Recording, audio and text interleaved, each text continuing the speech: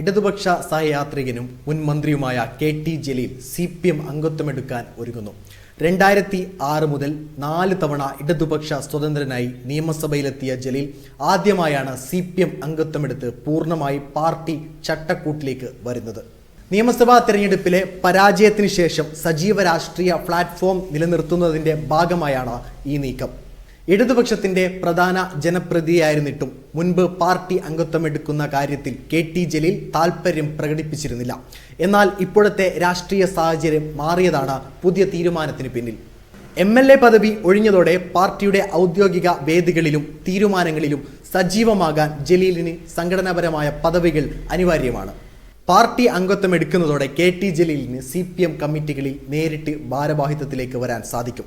നേരത്തെ മാധ്യമപ്രവർത്തകൻ MV നികേഷ് കുമാറിനെ CPM കണ്ണൂർ ജില്ലാ കമ്മിറ്റിയിലേക്ക് നേരിട്ട് ഉൾപ്പെടുത്തിയ മാതൃക ജലീലിന്റെ കാര്യത്തിലും മലപ്പുറത്ത് ഉണ്ടായേക്കും.